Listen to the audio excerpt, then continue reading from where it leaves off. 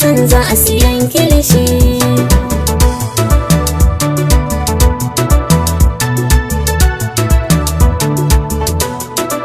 Malama ki bar bina kina ki gun uzuri, ya za ki sani gaba ki ja mini ruwa a gari.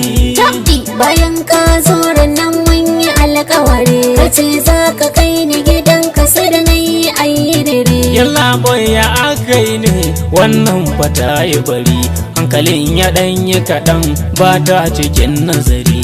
Shi yace idan na raka shi fa gidan shi in muka je, zai ban kunu da siga zai bani tantakwashe.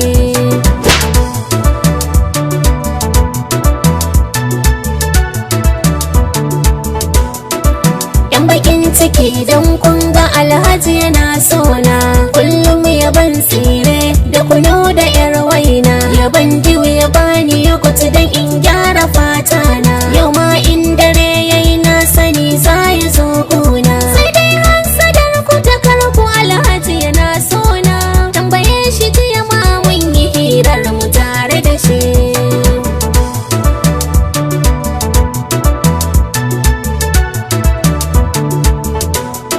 Kai wannan mahaukaciyar so take ta sani gumi, ke ba na san fitina ni yau ina azumi, da shi ma ana sanyi zan je ni in ji dumi. Tabbi tsaya malam ba mai raba ni da kai, ai tun daren nan mun daɗe muna hira da kai, har ka ce kar in faɗa har ma ka bani rake.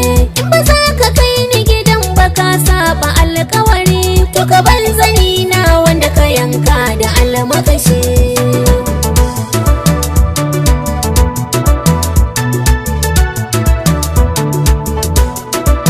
Allah ji anya kuwa zancenta ko haka ne, to dai in yi shiru Allahu ne masani.